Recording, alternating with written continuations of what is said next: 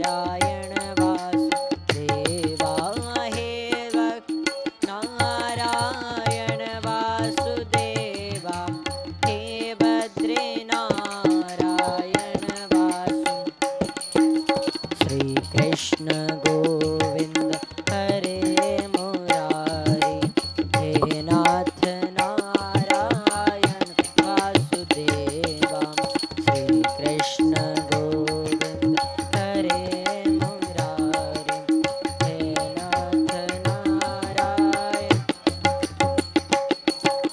श्री कृष्ण गोविंद हरे मुरारी हे नाथ नारायण वासुदेवा श्री कृष्ण गोविंद हरे मुरारी हे नाथ नारायण वासुदेव हे लक्ष्मी नारायण वासुदेवा हे भद्री नारायण वासुदेवा हे भद्री नारायण वासुदेवा हे लक्ष्मी नारायण वासुदेवा श्री कृष्ण गोविंद हरे मुरारी हे नाथ नारायण वासुदेवा श्री कृष्ण गोविंद हरे मुरारी हे नाथ नारायण वासुदेवा हे राम नारायण वासुदेवा हे श्याम नारायण वासुदेवा हे राम नारायण वासु हे श्याम नारायण वासुदेव हे राम नारायण वासुदेवा हे श्याम नारायण वासुदेवा हे राम नारायण वासुदेवा हे श्याम नारायण वासुदेव श्री कृष्ण गोविंद हरे मुरारी हे नाथ नारायण वासुदेवा श्री कृष्ण गोविंद हरे मुरारी हे नाथ नारायण वासुदेवा हे नाथ नारायण वासुदेवा हे नाथ नारायण वासुदेवा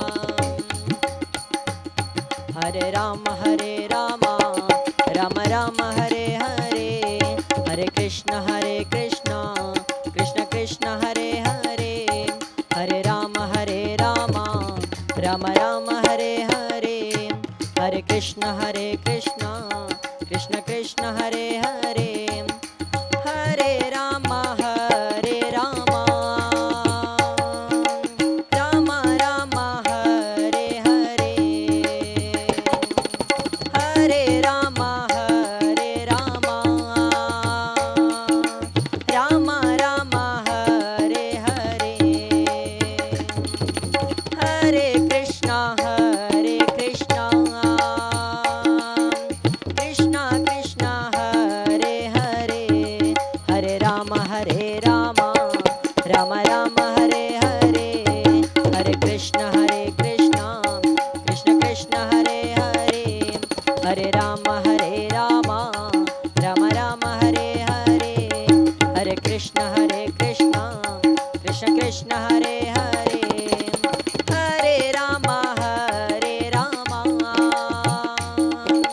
राम राम हरे हरे हरे कृष्ण कृष्ण कृष्ण हरे हरे हरे राम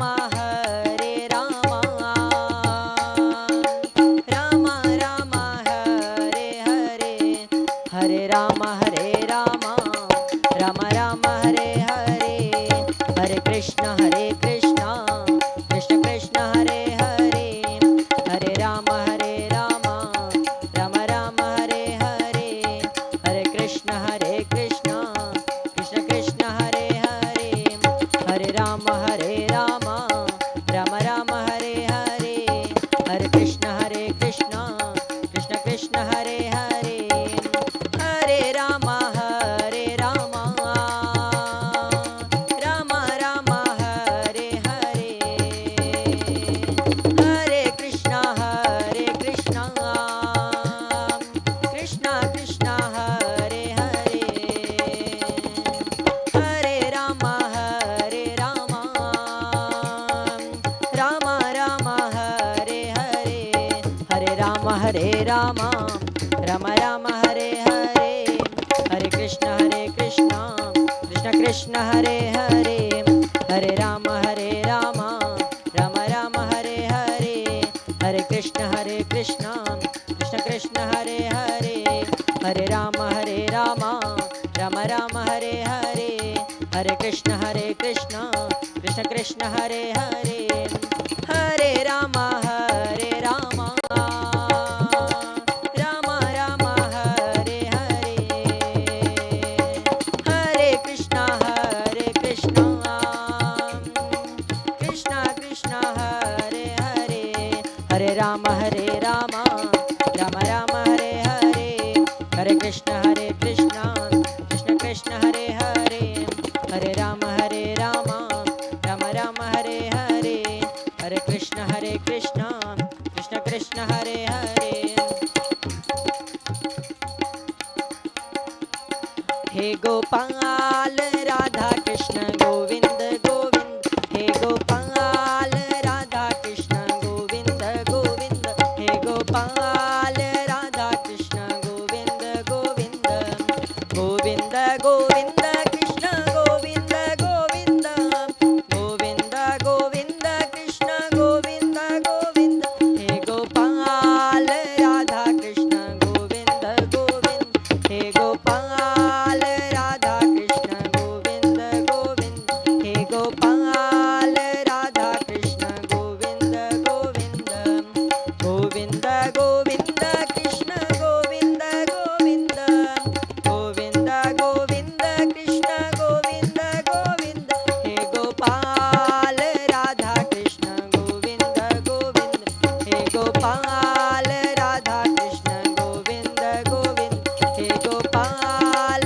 राधा कृष्ण गोविंद गोविंद, पाल राधा कृष्ण गोविंद गोविंद, श्री कृष्ण गोविंद हरे मुरारी, हे नाथ नारायण वासुदेवा, श्री कृष्ण गोविंद हरे मुरारी, हे नाथ नारायण वासुदेव, हे नाथ नारायण वासुदेवा, हे नाथ नारायण वासुदेवा, हे नाथ नारायण वासुदेवा, हे नाथ नारायण वासुदेवा, श्री कृष्ण गोविंद हरे मुरारी, हे नाथ नारायण वासुदेवा, श्री कृष्ण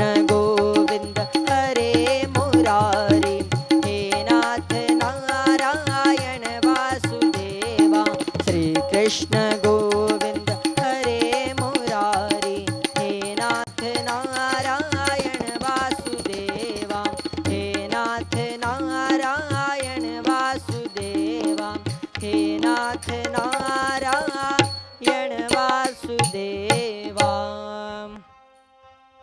सर्वे भवन्तु सुखिनः,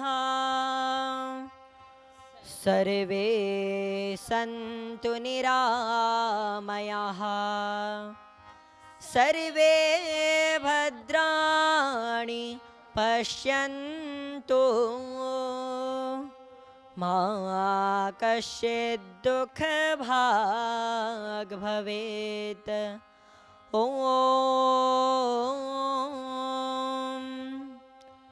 शान्तिः शान्तिः शान्तिः।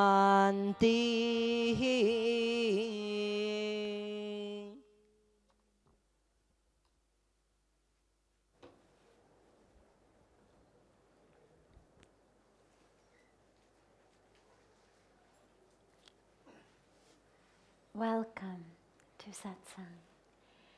Let's begin with just a few minutes of meditation together. So just allow your eyes to close.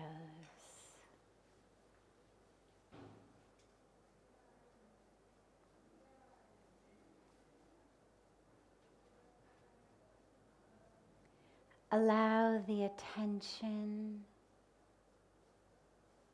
and the focus to shift from things outside to the inside.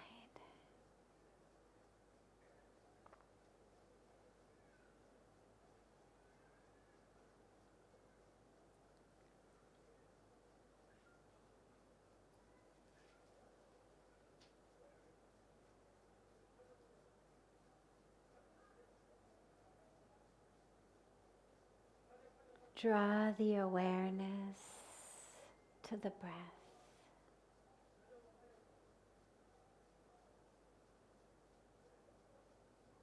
Allow yourself the awareness, the focus, to just merge with the breath as it flows in and flows out.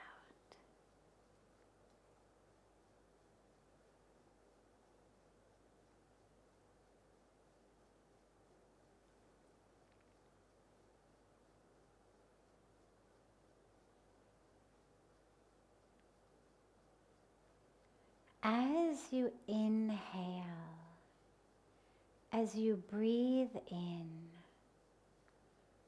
allow this sacred environment, allow this sacred air, the air that has been breathed in and out by sages and saints and rishis for thousands of years. The air that blows from across the tops of the Himalaya, across the waters of Mother Ganga. Breathe it in. And don't take it in just as oxygen. We get so much more from the breath. You're taking in sacred energies.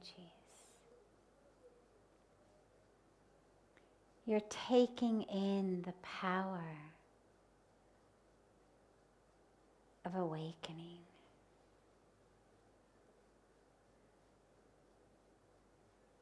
Breathe it in.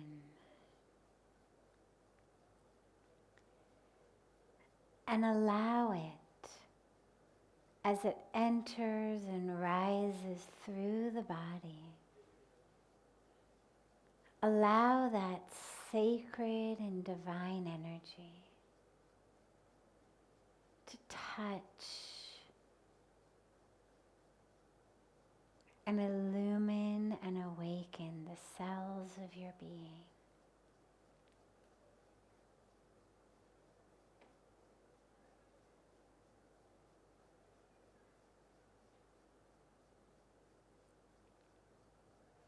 Carry that breath.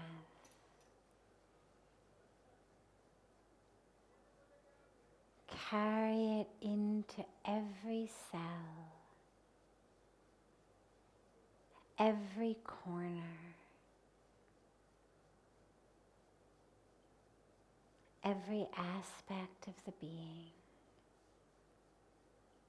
Breathe in that energy of light. Breathe in the energy of holiness and sacredness, the energy of transformation.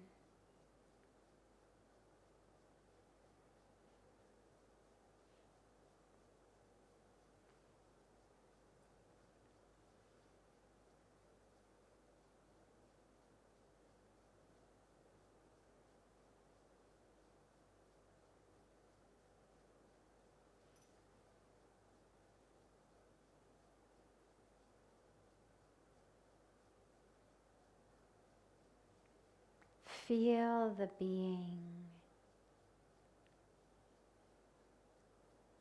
filling itself and opening and awakening inside in every cell as they open to this light.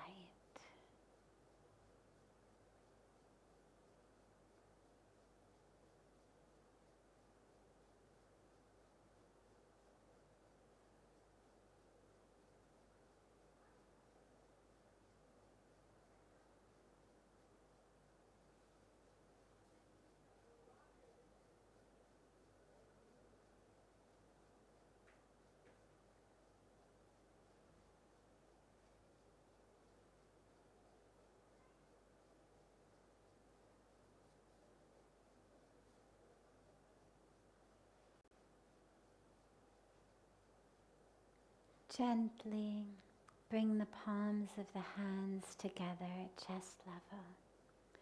Rub them gently against each other.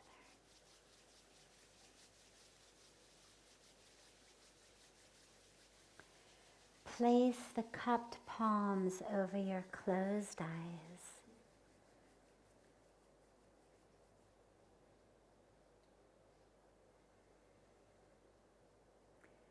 Open the eyes and lower the hands.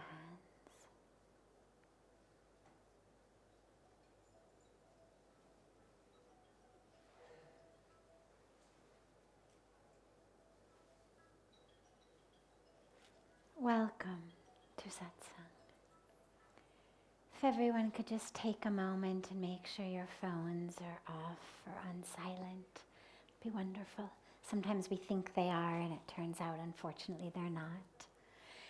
I will start with a question that's come in advance, and then open it up to any questions that anyone here has.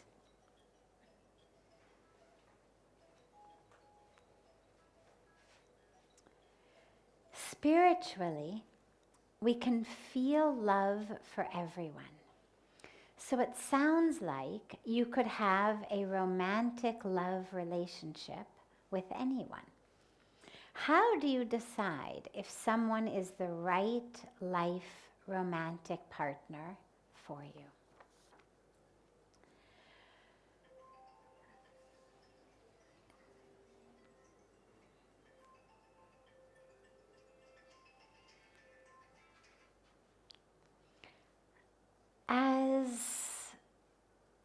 As anyone who's ever been married could tell you, it actually takes more than love to make a marriage work. Those of us who come from cultures other than India, where when we're very young, we fall in love. In India still, there's a Maryada. You don't see teenagers, with boyfriends and girlfriends and whatnot. But in the West, you do. And when we're very young and we fall in love, there's this idealism of it doesn't matter how different we may be, nothing matters, just being in love.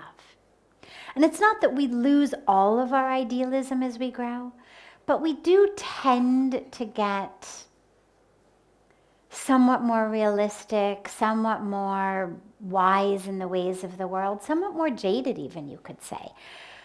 Because there's something very beautiful about the idea that love could conquer all. And the truth is, in a vacuum it could. If you and the one you love lived in a vacuum, so there was no other people, there was no society, there was no need to get up every day and go to work and make a living, there were no cultures, there were no religions, there was nothing like that. It was just you two and love. Love might absolutely be enough, to sustain a beautiful relationship. But that's not how we live. We don't live in vacuums. We live in societies, we live in worlds with difficulties and tensions and all sorts of challenges in life. And so in a marriage, there absolutely has to be love. But we tend to also need, in order for a marriage to be really successful, where 10 years, 20 years, 40 years, 50 years later, you're not just cohabiting without killing each other, but there's actually still a spark of love. There needs to be some other components. And this is what the question raises, is spiritually, if we love everyone, then on that level, everyone could be the right husband or wife for us. And again, maybe in a vacuum, yeah, why not? But first of all, loving the divine in everyone, which is what spiritual love is. When we speak about how to use relationship to get closer to God, whether it's a love relationship, a romantic relationship, whether it's your colleagues or your employees or employers, whether it's your neighbors, the teaching is always see the divine in them, see God in them, rather than seeing them as an annoying in-law or an annoying coworker or an annoying neighbor. See the divine in them. See them as God. Not their actions as God, not their annoying habits as God, but see the divine in them.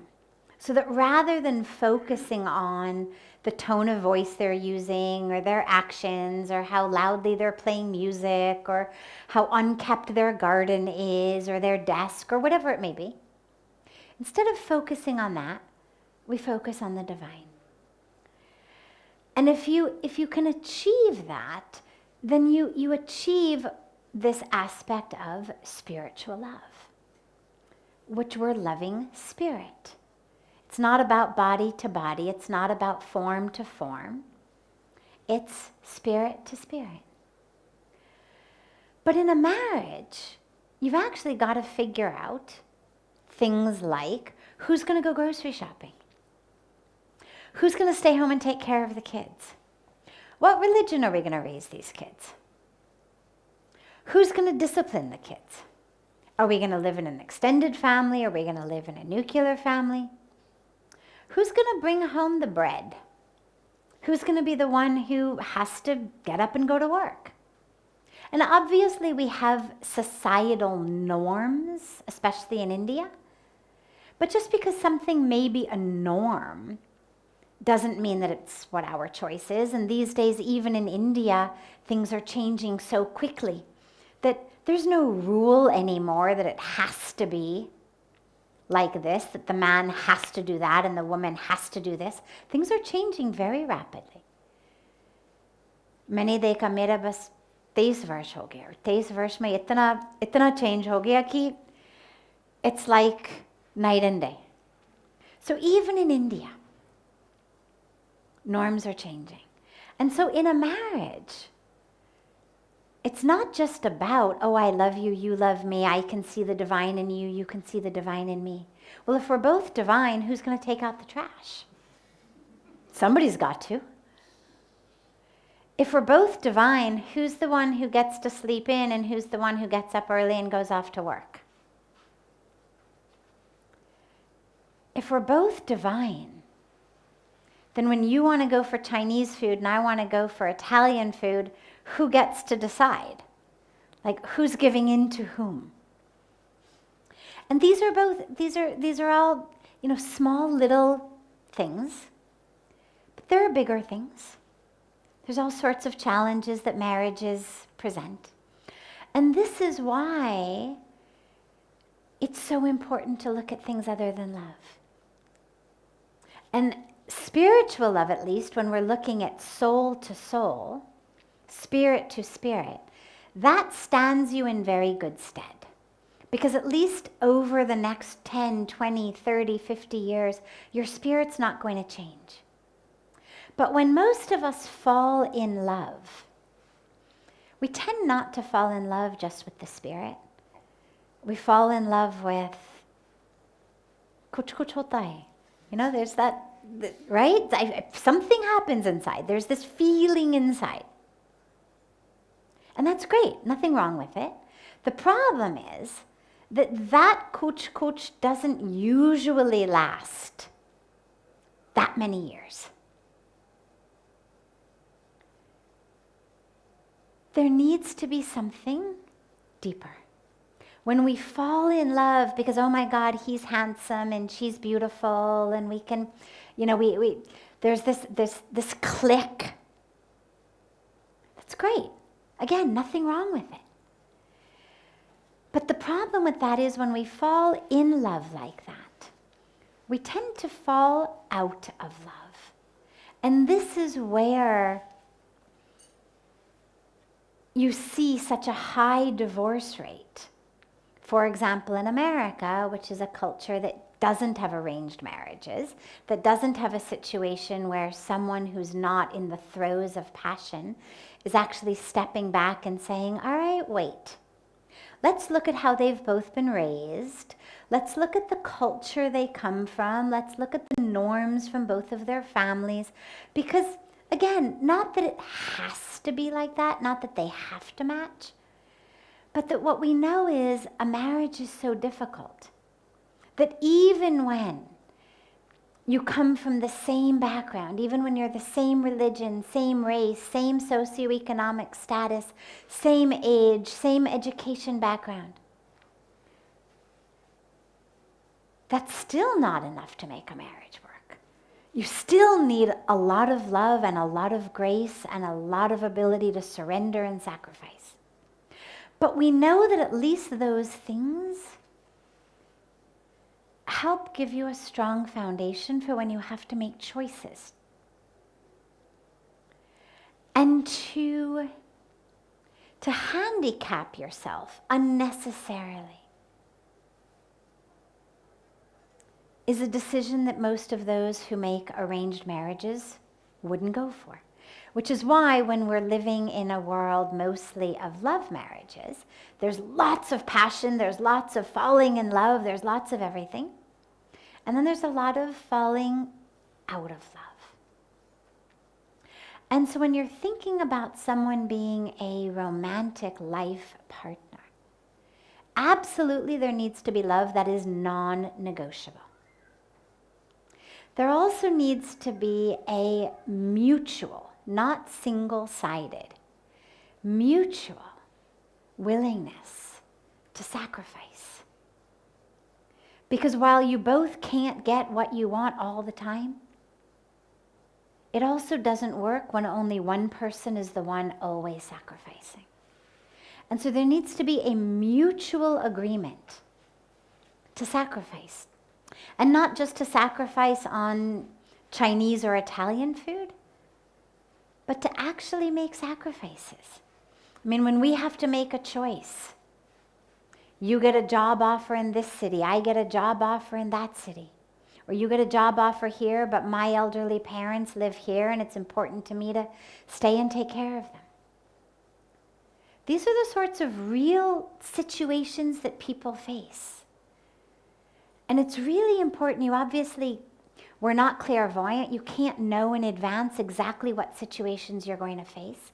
But what you can know is how willing is someone to sacrifice for me? How used are they to getting their own way all the time? How much are they expecting me to be the one to sacrifice? Because I'm the female, because I'm younger maybe because I come from a lower socioeconomic status, maybe whatever the situation may be, but is someone expecting the other to always be the one to sacrifice? It should be both. And remember, of course, from the question of how do you choose the right one, we're going in at square one. How do you deal with a 30-year relationship with problems is a different question. But this is our magic wand. We still have the opportunity to make decisions. We still have the opportunity to say, all right, this one is right or that one is right. So in that world, they both should be prepared to sacrifice. And ideally in that world, as much as you have in common, especially if you're going to live in a culture like India, but not exclusively India, much of Asia is like this. If you live in a culture like Asia, where there are certain cultural norms, it's going to be easier for you if you follow them. It's going to be easier to be in the society when you follow those norms rather than everybody in society saying, how could you, what are you thinking, oh my God, blah, blah, blah, blah, whatever. Again, in the West, that's not such an issue. But it's still a very, very big issue in Asia. And most importantly, really most importantly, is, are you both walking the same path? Are you both looking for the same thing through this marriage? Puja Swamiji, when couples get married, always says, let your relationship be a way for you to get closer to God. Walk together toward God realization. And so we have questions that come up a lot of, what do I do when my husband, wife, boyfriend, girlfriend is not on a spiritual path and I am, and how do I deal with that? But if you're still in the phase of getting to choose someone who's on the same path, not just theoretically, but really. If you're a meditator, choose a meditator. If you're someone for whom going to temple, going to church, going to gurdwara, going to mosque is important and an important part of your life, and doing puja is important, they may not necessarily need to be someone who also loves to do puja, but they should be someone with a deep connection to God. And again, it's not essential. It's not that you can't make a relationship work without it. But these tend to be the things that make relationships much, much stronger and last much longer, and create a situation where you're not just cohabiting. You're doing your thing, he's doing his thing, she's doing her thing. But really where you are walking together toward God, hand in hand. And so when you're choosing, choose carefully. This is forever. Choose someone who really is someone you can walk with forever.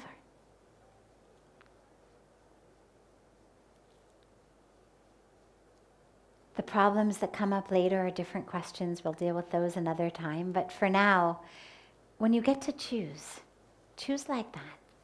And have spiritual love that we spoke about in the beginning, have that for everyone. But make sure that the person you're marrying, there's also a little bit of this worldly love. Because you've got to live in this world, unless you're planning to just go and live in a cave. And since you've got to live in this world, make sure that there's the ability to love each other and to get along on this worldly level as well.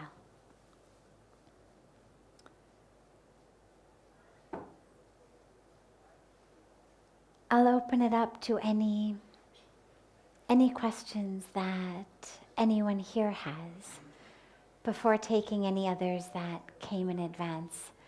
Yes, Ed, and then you. So, yes. When you're on a path and you're discerning questions and you find your place, I find sometimes that I want to doubt myself or think somebody else knows an answer that I don't know. And then that causes doubt and confusion because I think, okay, I've come to a decision, a path of clarity, it feels right there, but then, but maybe somebody else, especially a guru or somebody, knows something that you don't know. So when you get in that situation, how do you wend your way through that? Okay, so it's a beautiful question, and it can be broadened a bit, and then we'll come back to that specific. So that level of discernment, my inner voice, how do I know when to trust it versus trusting the people around me? And it's difficult because within ourselves, there's so many inner voices. It would be so much easier if we only had one inner voice, and that was the voice of God, and everything else was just an outside voice. And so all we had to do was sit in a quiet room, turn off the phone, put in earplugs, and then we could hear the inner voice. Unfortunately, it's not so simple because our ego speaks from within. Our fears speak from within. Our desires speak from within. All of the culture that we've internalized for decades speaks from within now. And so that inner voice, it's now become very, very tricky to discern which inner voice. And so there's a couple of aspects to this. First of all, the practice of meditation is a practice that gets us more and more familiar with the divine inner voice rather than the voice of ego, fear, desires. A lot of times though, well, before I come there, when people in the world will say things to us and give us advice for all kinds of reasons. One of the issues that comes up in here frequently is issues of drugs and alcohol and peer pressure and people saying, just have one, just try it, and that sense of why people would force us to do something or try to convince us to do something we don't want to do. And I always explain that it's because us not doing it is this mirror for them of the right choice that they're not making. And of course, they don't want us to make the right choice. And so it's much easier for them if we all make the choice to drink alcohol or use drugs, because then they don't have to look at their own choices. And so in situations like that, that's when we need to stay rooted only in that voice from within. It's never, well, God, all of them are saying I should try it, maybe I should. We've got enough discernment, enough clarity inside to realize, well, they're all saying it for the same reason.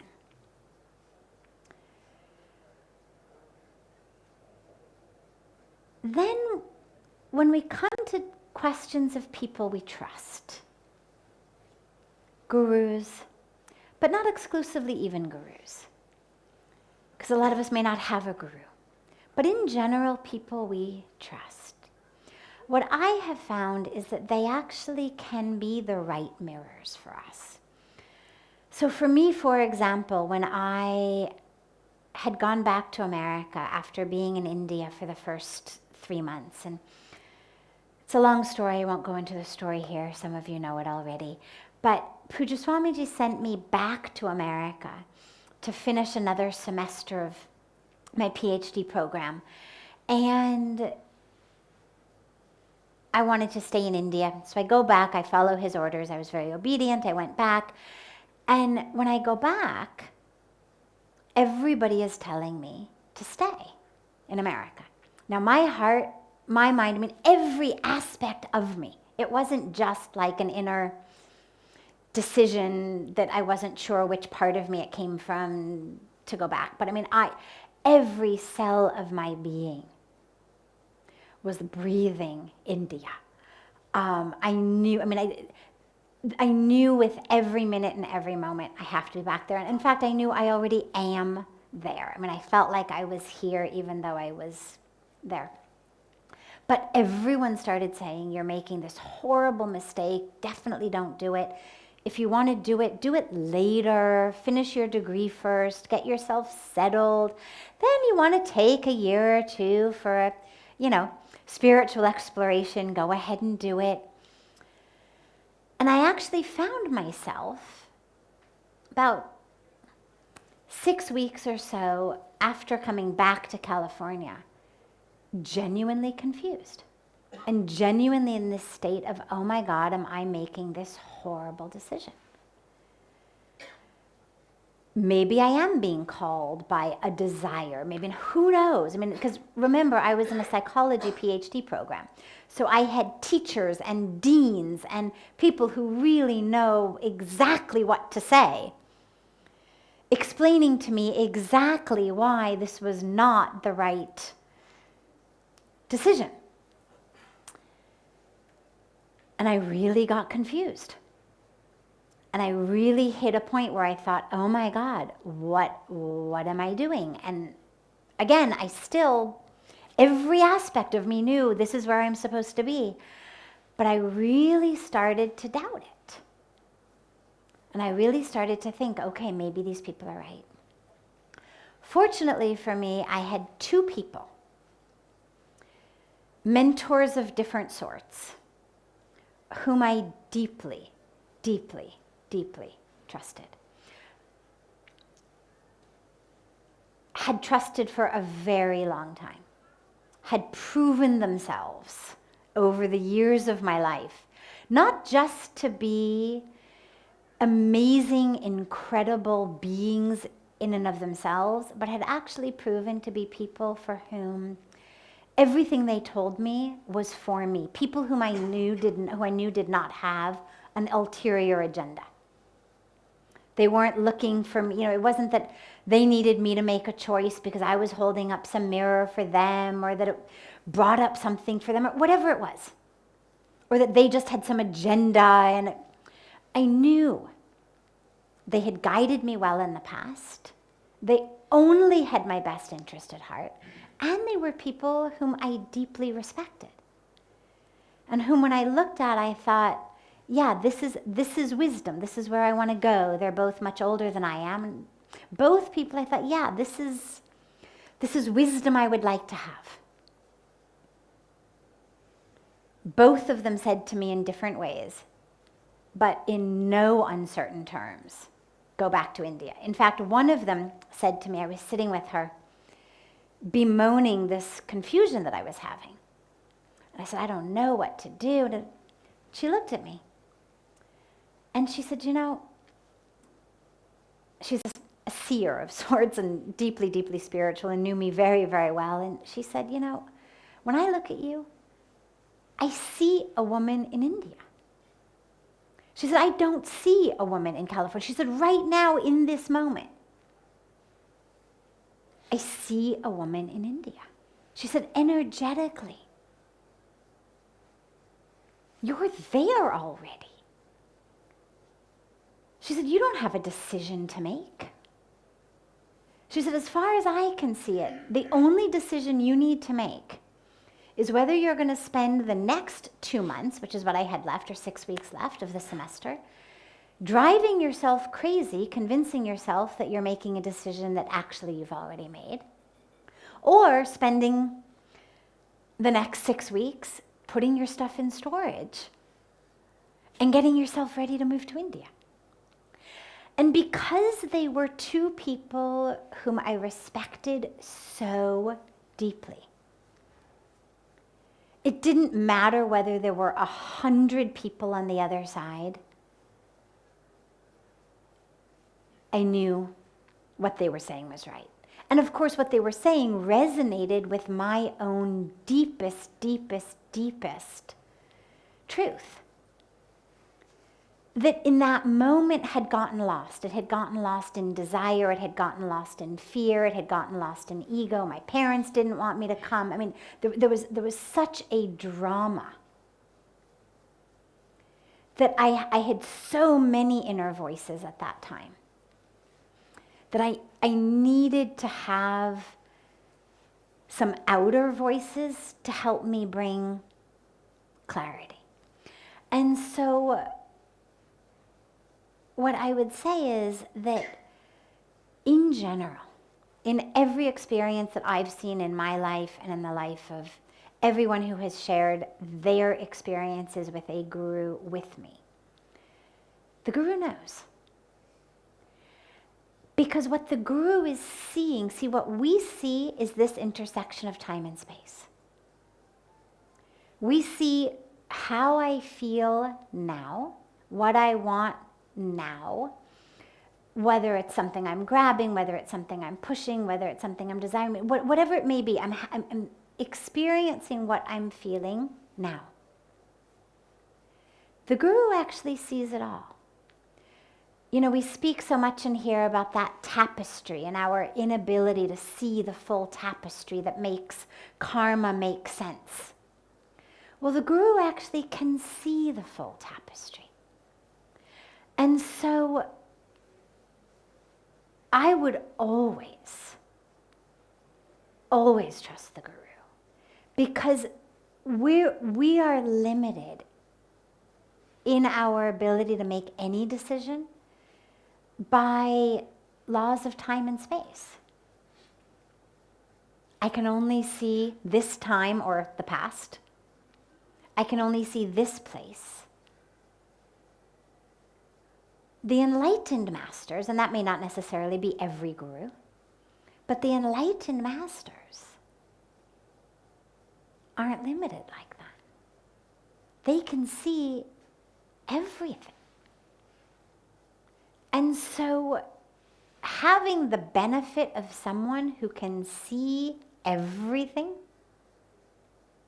this is what people pay a lot of money to, like palm readers and fortune tellers and, you know, clairvoyance for, is like, tell me my future, tell me this. And I don't know whether they can see it, but I know the guru, the enlightened ones, can see it. And so I would always follow that. And what I would do is figure out, especially if it's someone, and again, we've been speaking about a guru, but it doesn't have to be a guru. It could be just a wise mentor, someone you trust deeply, someone who knows you very well, who's deeply connected, is I would figure out, what is it in me that's fighting against that? Not in a bad way, not in a self-denigrating way at all, but simply in the excitement and curiosity of, that's so interesting. And by the way, that doesn't mean that we always have to do what they say, because some people may have, a more rebellious streak. And remember, as we speak so much about karma and the fruits of karma, it's never about good and bad or reward and punishment. It's always about that which is taking us closer on our next step to the truth of who we are. And so regardless of what decision we make, it's going to have fruits. And there's nothing to feel ever badly or guilty about. I imagine that over the course of our lives, we've all gotten advice from someone we trust and we haven't followed it, whether it was our parents when we were young, whatever it may have been. Most people at some point in their life, even if it was just something as simple as, you really shouldn't eat that whole bag of cookies before dinner because you're going to spoil your appetite. And we think, no, I'll be fine. And then you eat it, and then, of course, your appetite is spoiled. So whether it's little things or big things, most of us have had the experience of getting really good advice from someone we trust and love and who loves us and who knows what's right, not following it, and experiencing the consequences. And it's not punishment, it's not bad, it's just yet another experience of, oh yeah, I guess I can't eat my dinner, I ate that bag of cookies.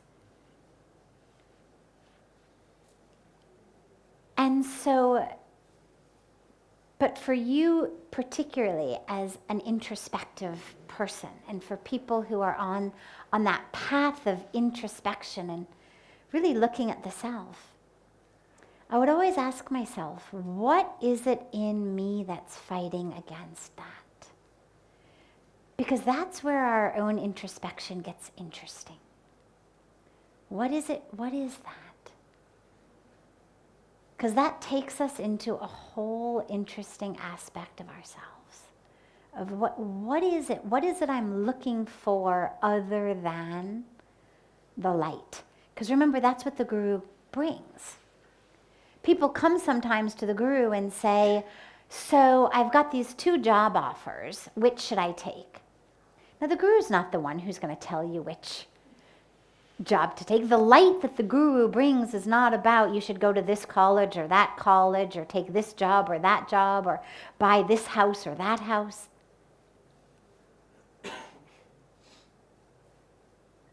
The light that the guru brings is the light of the truth of ourselves. And so we certainly may choose this job and end up hating it and choosing something different, or choosing to buy a house on that street and hating it and having to do something else. But the light of the guru is bringing us into an awareness and a knowledge and a path of ourselves that's deeper and higher and more than just have this job, buy this house, go to that college, do this. And so I would really take the opportunity from one person inclined toward introspection to another to figure out, what is it in me that isn't wanting this light right now? What is it in me that's rebelling against the light? And that's a really interesting and very powerful discussion to have with the self. Yeah. Yes, last question.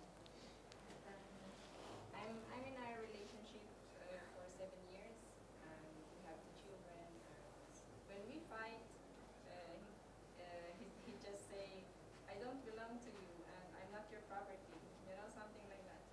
And then one day I just explained to him. I said, "Sorry, I feel that I belong to you because we have 2 children, and you're the father of my children, and I'm the mother of your children, and the children belong to us, and we are a family, And he said, "Yeah, I understand, and I feel like that too. But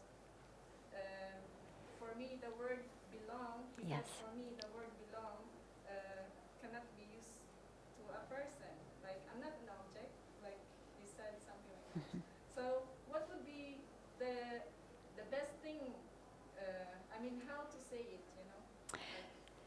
So, language and semantics is always so difficult in relationships. We have these fights where one person says something, the other person takes it in their definition of the word, and we end up with a fight over without realizing actually that we agree more than we think we agree. But we just have different understandings of the word. But in a fight, we tend to lose our sense of peace so much that we don't even give ourselves the space to have that discussion and to realize it. And so what I would say is, don't worry so much about the actual word. Understand and agree on the concept, which is, you are one family. You are connected to each other. You belong together. Whether you belong to each other or not, we agree that you belong together. You are supposed to be together. Like Velcro. Supposed to be together. Husband, wife, children, you're all one. Connected by this love. So he agrees with that, you agree with that. Then the question comes, are you each other's property? Do you have the right to tell each other what to do? And again, without even using the word belong, which seems to be the buzzword in your relationship, without even using that word, no, we don't have the right to tell people what to do. Husband to wife or wife to husband. And this is actually where so many problems come in. Because we want the person to do what we want them to do, but we have no actual control over them. And so what I would suggest is that you internally figure out how to unhook your happiness and your peace from what your husband does. Because as long as you need him to act in a certain way for you to be happy, you will be miserable. Not all the time, but when he does the things that aren't what you want, you'll be miserable. And the sooner you can realize I have no control over him, the better. Now, in a love relationship, obviously we try to do things that the other person wants as much as we can, just to make the other person happy. But we're not going to do everything always for them. And so it's very important to realize that the only one you have control over is yourself. And so instead of trying to manage him, manage yourself. When he does something that you don't want, manage yourself instead of him. And of course, that should go vice versa.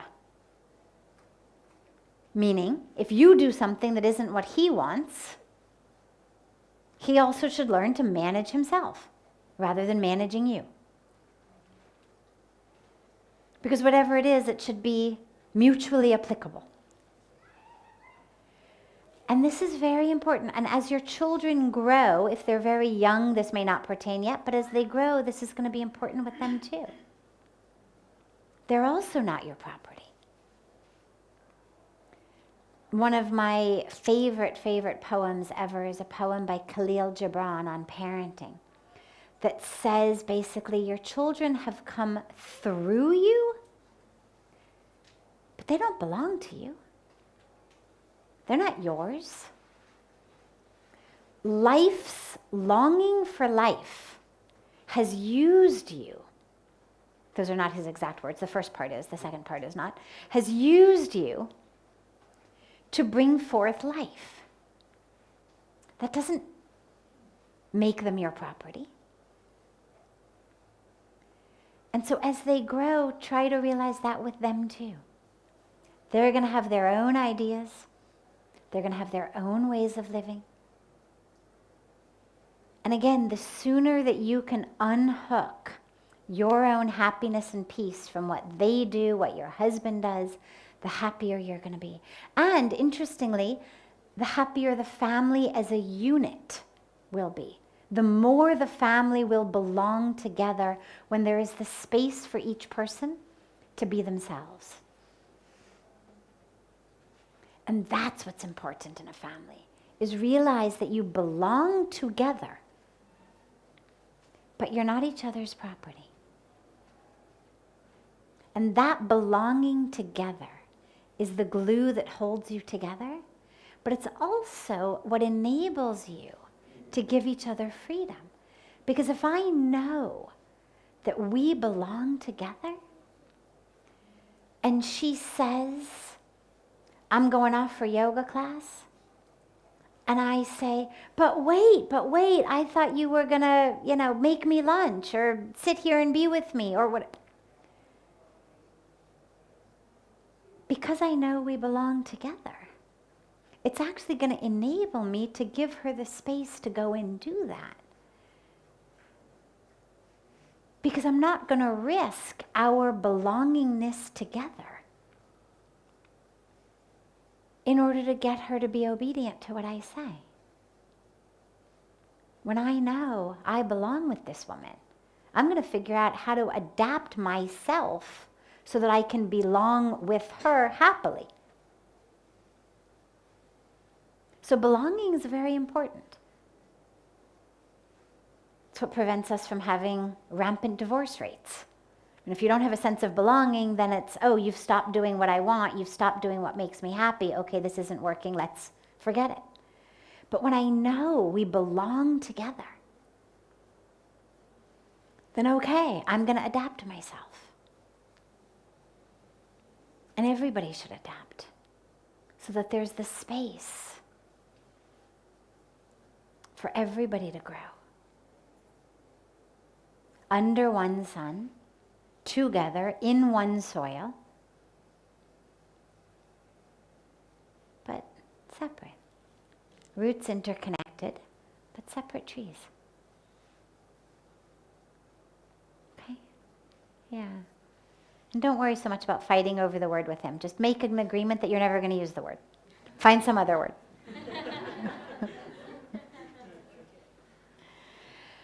Have a beautiful, beautiful rest of your evening. We'll see you all tomorrow.